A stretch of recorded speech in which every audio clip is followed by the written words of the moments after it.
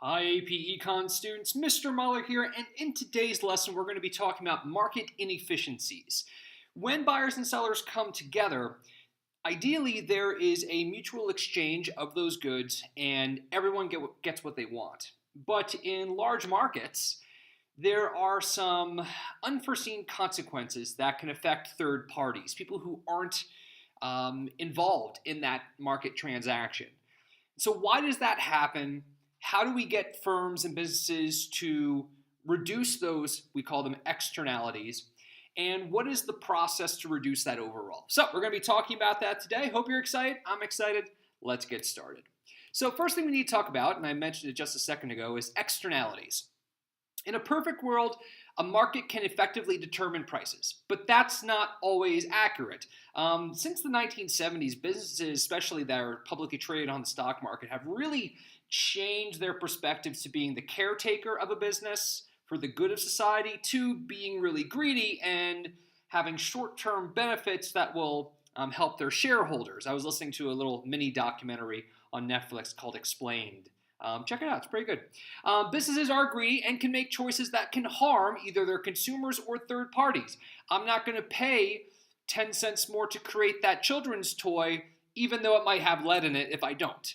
Or it doesn't help a third party. We're going to pump out production and not care too much about what pollution we're putting out there. And when the air quality goes bad and we all start getting lung cancer, that's a problem. Businesses can be greedy, so we need to minimize that. When businesses do those things, it's called an externality. It's the cost of a market activity, or it's also the benefit of a market activity. You can have positive externalities. If I'm a pharmaceutical company and my goal is to produce products that will stop people from being sick, an externality of that is, hey, vaccines can come around. And suddenly I'm making money through this market transaction, but the world is getting healthier because I'm producing vaccines. And externalities exist when a private cost diverges from a social cost. So it's not worth spending that much more money to regulate pollution or to make sure that the infrastructure of where we're doing this is good, or to make sure the water that is used in the same town our factory's in is clean. And that diverges from the social cost of well-being. Examples are the BP oil spill or plastics. I mean, it's cheaper to make things out of plastic, but now because plastics can't be biodegraded, it's having a social cost on especially the oceans. If you look at how much plastic is in there, it's ridiculous. But there can also be positive things. Education. You can have a business that runs a charter school, and their goal is to make money. There are plenty of international schools that are for profit. That's not necessarily a good thing. I don't think education should be to make money. But one externality of those kinds of things is, hey, people are getting educated, and that's good for society. Now, when we talk about market failures occur when there is an inefficient allocation of resources in a market, not enough land, labor, or capital. And externalities are a type of market failure because it's hurting society overall, and it's going to have a negative implication on the social cost of society. That's for negative externalities, not necessarily positive ones. So, for a market to work efficiently, two things have to happen. So if I am trying to determine if I'm going to be an Uber driver, if I'm going to participate in that market, I have to, as a potential Uber driver, consider two things. I have to consider the internal costs. So the cost of me driving my car around, I'm going to have to spend money on fuel. I'm going to be driving a lot of miles, so I'm going to need more car maintenance. That's also taking up a lot of time. I may be sitting in parking lots or outside airports for a while just waiting for a ride. So there's a lot of opportunity costs and internal costs that I have to consider here. But external costs also have to be paid, which is the cost of a market activity imposed on people who are not participating in it. So I'm driving my car around extra miles using that extra fuel. That's producing pollution. That may increase traffic in some areas. It may cause slowdowns in some areas because people are constantly stopping and starting to pick people up. There are external costs for me being an Uber driver. Now, if we're looking at what social costs are, it's the sum of the internal costs and the external costs of a market activity. And we want those costs to be fairly low so that it doesn't negatively impact society, or if it's positive, we want it to be good. A third-party problem occurs when those who are not directly involved in the market activity experience negative or positive externalities. Now, this could be good for a third party if it's a positive externality. It could also be really negative. If you've heard anything about the water situation in a town in Michigan called Flint, the water you can't drink it because the externality of not spending the extra money to use, I think it's the Lake Michigan or Lake Superior water supply, and they got it from the river instead, and they saved money on it, but the externality was people are drinking water with lead in it, and that's not good. So this is why governments interfere in those situations, because they're seeing a negative externality and they're saying, hey, that's not good for our country, knock it off. And they regulate it a few different ways. So the idea of an externality and how to fix that if you're in a government is to get the business to internalize it. So here's this externality in a negative case for the most part, right? So here's this negative thing that's happening because of how I'm running my business. Now the government's saying, no. The costs that the negative externalities that are occurring, you're going to internalize them. You're going to pay the cost of those externalities to hopefully reduce them. So internalization is when the businesses, internalize an externality when it takes into account the external costs that occur because of their actions. So the government can do things like tax you for using this particular product because it's hurting the environment. You can have regulations on how you can produce that product and how that product can be made. Fines if you do not adhere to those regulations. Now this lowers supply because when you regulate that market, a firm isn't going to produce that much more of that good, but it's also going to increase the price in those cases. And what can happen is social optimum. And this is when the price and quantity combination exists if there's no externalities. And it results in no deadweight loss. So here's a particular example. Market equilibrium for a particular good is right here. And let's say that whatever that good is producing, let's say plastic water bottles, is producing a lot of pollution. And so what happens is a government steps in and puts some sort of regulation or taxes something or fines them. And what that does is that puts less supply in the market, right? But reducing that pollution, because they're having a less supply, eliminates the deadweight loss due to overproduction. So social optimum is maintained. In a way, it's strange because there's less supply, but price does go up, and society does better because the externality is reduced. So, went a little too far. Some ideas of also positive externalities are vaccines. Right? If I'm a pharmaceutical company and I want to market a vaccine for, let's say, the Zika virus, well, then I'm making money and society is getting healthier. It's a good thing to have. Now, a government can see that and say, okay, we want to help grow that externality because it's going to be beneficial for our society. So we're going to create laws that maybe force everyone to get vaccines. I know in Australia they recently passed a law that says if you're going to participate in the public education system, especially for early childhood things, you must get your child vaccinated because it's a health cost, a health risk to other students if you have a child that's not vaccinated. The government can also provide subsidies and make it cheaper for people to get vaccines.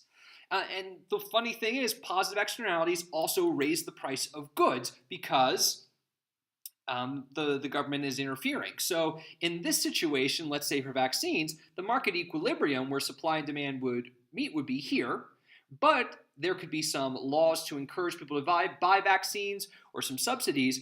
Now, the supply isn't going to change because if I'm a pharmaceutical company, I'm not going to bring in less of a supply, but there's higher social optimum because the quantity of people getting vaccines is going to be higher. Now, the deadweight loss is eliminated because of insufficient market demand. So, let's talk a little bit more about how we can minimize externalities. Why is it that businesses create pollution or harm others in different ways? Why is there a divide between how markets operate and achieving social optimum that's good for everyone? And the one of the arguments for that is the idea of property rights. If you're not responsible for something, then you're not going to care if it hurts somebody else. Now, if we're looking at the technical term of property rights give the owner of that house, that park, that piece of land, that car, that computer, control over that resource. I own that house is mine, it is my responsibility. The issue is when property rights are not defined, who owns what, they can be mistreated. So, for an example, no one owns the ocean. No one owns it. Countries can control certain coastlines, but no one controls the middle of the Pacific Ocean. So, no one really cares if it's full of plastic and animals are dying and we're all going to be swimming in a plastic soup eventually. And the reason why no one cares is, hey, it's not my job, it's not my responsibility, I don't own it, so I'm not responsible for it. Did your mind ever kind of think that with some things? Like, hey, it's not mine, so if it all goes to hell, I don't care. So one way to minimize these externalities is to have well-defined property rights. Who owns what? And the idea is you create private property, which provides an exclusive right of ownership that allows for the use and the exchange of that property. I own my house, I can sell my house if I want. And what this does is it creates incentives to protect and maintain what you have, that private property. A common example of the benefit to private property is the difference between a computer that you have worked for and saved for and bought and a computer that is given to you. Well, if the computer that I'm given to use, let's say at a school, isn't mine, I don't care if I download some virus on it. I don't care if it gets trashed. I can mess it up because I'm not responsible for it. I didn't work for it. I didn't put the time and effort to purchase it. So I'm going to treat it kind of like trash. Whereas if it's my computer and I know how expensive it is to get one, I'm going to make sure I maintain that because it's going to be difficult for me to replace that. Now, there is a theorem called the Coase Theorem, which says if there is no barriers to negotiations and if property rights are fully specified, what's public, what's private, interested parties will always bargain to fix externalities. So here's an example. You've got a wheat field, and right next to it is grazing for sheep. And there's no fence to stop the sheep from coming into the wheat field and eating the wheat. So an externality of having the sheep next to the wheat is the sheep are going to eat it, and that's not good. That might hurt the food supply of a community. So the owner of the sheep and the owner of the wheat field are going to talk and figure out, okay, we don't want these negative externalities to occur. Someone's going to build a fence. Either they're going to share the cost to do that, or one person, probably the person in the wheat field, is going to be like, this externality is bad, I'm building a fence. Now, when that's not possible, when people can't negotiate, that's at the point where governments usually interfere to say, look, for the common good of the community that needs wheat, or for the common good of the community who needs the meat from the sheep, we're going to tell somebody to build a fence, or we're building a fence ourselves because we want our society to be benefited. Now, what makes a good public or private? We have to talk about two categories of goods. There are things called excludable goods, which an excludable good is something where you can prevent consumers who have not paid for it from having access to it. So an example of an excludable good, and let's just assume people don't share their username and passwords, but it would be something like Netflix or HBO Go or Hulu. It's an excludable good because you can't have access to it if you have not paid for it. Let's just assume people don't share their username and passwords. I totally do. But a rival good is a good that cannot be enjoyed by more than one person at one time. If you're enjoying that good, only you can enjoy it. It's a Big Mac. If you got that Big Mac, it's not like you and someone else can be eating it at the same time, or if you do, that's kind of weird, but I won't judge you. So a private good is excludable and rival in consumption. It's a piece of pizza. You can exclude other people from having the piece of pizza that you buy, and it's rival because only you can be enjoying it. And what a private good allows is private good exchanges allow the market to work efficiently in the absence of externalities. So if there are no externalities, you have everything in a private good, the market will work efficiently. So that's the point where supply and demand meet. A public good is a good that can be consumed by more than one person, so it is non-rival, and non-payers are difficult to exclude, so it's non-excludable. So a public good is like a fireworks display. It's non-rival because anyone who can see the fireworks can enjoy it, and it's not excludable because when the fireworks get shot into the air, they could be seen from miles. How are you going to exclude everyone from seeing it? I might not be at the get the best view, but I can still see it. There was a baseball stadium near where my parents live, and during vacations when I visit them, I will go to this little baseball stadium. It's a minor league team, not a big thing. But on Fridays they do fireworks displays. Well, I don't need to be at the stadium to see those fireworks. I can be miles away and still enjoy it. That's a public good. Now the problem with public goods is the free riding problem, where people can receive a benefit from viewing it or participating in that good without having to pay for it. And an example of that is street musicians. If you go to most cities around the world, there is someone playing an instrument or dancing or singing or something like that. People are free riding. They can sit and watch that musician for as long as they want, and they don't have to pay them. And what this does is this causes producers to not create these public goods because I'm not getting nearly the amount of benefits I could by having that public good. That's why not everyone's a street musician. Some public goods, like the idea of a standing army, are paid by taxes because there's no way a market could create them.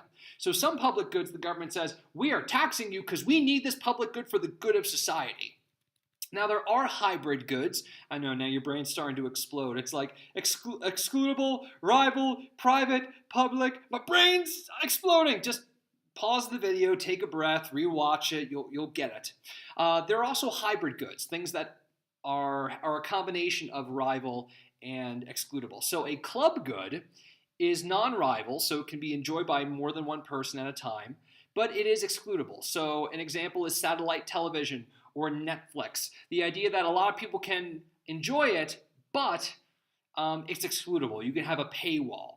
Now, when that happens, the market price is higher and the output is lower than what society probably wants. Everyone wants a Netflix account for free. Everyone would want a Hulu or an HBO account for free. Everyone would want 500 channels on their TV for free. But the idea is it's money over the amount of people. We'd rather restrict our customer base and make more money with a club good. A common resource good is rival. Only one person can enjoy it at a time, but it's non-excludable. It's for the good of everyone. So an example is if you and your friends go to the movies and you get a big old popcorn box and there's 7 of you, not everyone can be consuming that popcorn at one time. That's why you pass it around. It's for the common good of everyone there. So, how do countries make decisions about public goods? Because public goods can be misused, how do governments and countries know when to create them? And what they do is something called cost-benefit analysis, which is a process economists use to determine whether the benefits of having that public good outweigh the costs of that public good. And it usually how that cost-benefit analysis is done is depending on the country and the political system that exists at the time. Now, when those common resources are created, what you have is what occurs a lot of the time is something called tragedy of the commons, where people who are participating in that common resource understand, hey, that's only around for so long, and I'm going to take as much advantage of that as I can. So it's rival in consumption, but non-excludable, and it becomes depleted. So let's say that the school you are at is hosting a big social function, and they've got a giant tray of cupcakes, and it's in the middle of that party. Well, the first people who get there are going to take 1 or 2 or 3 or 5 of those cupcakes because it's rival in consumption. A cupcake is rival. It can only be enjoyed by one person. But because I'm not being restricted on how many I could take, I'm going to take them all. And so if I'm coming at the middle of that function or the end of that function, I can't enjoy that common resource because people depleted it. And this leads to overuse. The problem is when that comes to land and water and air, that's a big problem. So an example is global warming. The air is being overused. We're pumping too much carbon into the air, and people really don't necessarily care about how that's going to affect their children or their grandchildren or their great-grandchildren. Who cares if the whole world's underwater in 200 years? I'll be dead. So it gives an incentive to neglect. It's not my problem. That should say not no my problem, sorry. And also incentive to overuse. Hey, that's not going to be there forever. I'm going to get as much as I can before it's actually gone. Now, how does a government and an economy respond to the tragedy of the commons? Because it can result in loss of jobs if that market is completely gone. Uh, if, let's say, all of the helium in the world is taken up, well, the jobs that would be associated with creating helium tanks and products that use that, all those jobs are gone. If we use up all the steel in the world, all the people who used to work with steel and welders and factory workers, all those things are gone. So you don't want that to happen. So what you do, there's one of two things. You could regulate it and say the kind of goods that are produced or how much you're doing. They could also do something called cap and trade. And with global warming, a lot of countries do this. What it does is it says, okay, as a firm, you can only produce this much carbon with the products that you're doing. You're capped at how much of that externality you're producing. But if you are a company that only uses half of the cap that you're given, you can sell that to another business. And the idea is the government can say, this negative externality that's happening, we can curb it. We can stop it at a certain point. And then businesses who don't hit that cap can make money by trading it. Now, the only way this works is if international communities say, let's do that system. If one or two main countries say no, well, everything falls apart. So you need cooperation for cap and trade to work. Well, that's all we have for looking at market inefficiencies. Hope you learned something you didn't know before. Thanks for watching.